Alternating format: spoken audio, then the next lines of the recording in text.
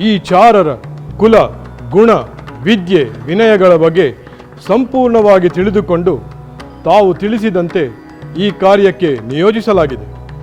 ಒಳ್ಳೆಯದು ಅಮಾತ್ಯರೇ. ಪ್ರಜೆಗಳ ಕ್ಷೇಮಕ್ಕಾಗಿ ನಿರ್ಧಾರವನ್ನು ತೆಗೆದುಕೊಳ್ಳಲು ಈ ವ್ಯವಸ್ಥೆಯಿಂದ ಅನುಕೂಲವಾಗುತ್ತದೆ. ನೀವು ನಿಮ್ಮ ರಾಜ್ಯ ಕಾರ್ಯವನ್ನು ಮುಂದುವರಿಸಬಹುದು.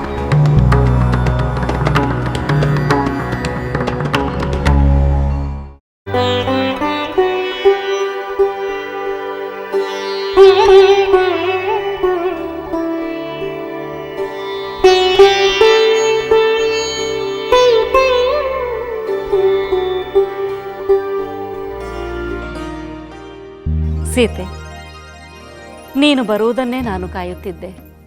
ಅಹುದೇ, ಉದ್ಯಾನವನದಲ್ಲಿದ್ದ ನಾನು ನಿಮ್ಮ ಸಂದೇಶ ತಲುಪಿದ ತಕ್ಷಣ ಹೊರಟು ಬಂದೆ. ನನ್ನಿಂದ ನಿಮಗೇನಾದರೂ ಕಾರ್ಯವಾಗಬೇಕಾಗಿತ್ತೇ? ಇಲ್ಲ ಸೀತೆ, ಇಲ್ಲ. ಇಂದು ನನ್ನ ಮನಸ್ಸಿನಲ್ಲಿರುವ ವಿಚಾರಗಳನ್ನು ನಿನ್ನ ಮುಂದೆ ಹೇಳುವ ಆಸೆ ಆಯಿತು. ಅದೇನೋ ವಿಚಾರ ಹೇಳಿ ಮಾತಾಶ್ರೀ. ತಾಯಿಯಾಗಿ ನಿನ್ನ ವಿವಾಹದ ಮುನ್ನ ನಿನಗೆ ಕೆಲವು ಹಿತವಚನಗಳನ್ನು ಹೇಳುವುದು ನನ್ನ ಕರ್ತವ್ಯ ಎಂದು ನನಗೆ ಅನ್ನಿಸಿದೆ. ಮಾತಾಶ್ರೀ, ಅನೇಕ ಮಹಾಸತಿಯರ ಕಥೆಗಳನ್ನು ಹೇಳಿ ಬಹಳ ದಿನಗಳಿಂದಲೇ ನೀವು ನಿಮ್ಮ ಕರ್ತವ್ಯವನ್ನು ಮಾಡುತ್ತಿರುವಿರಿ.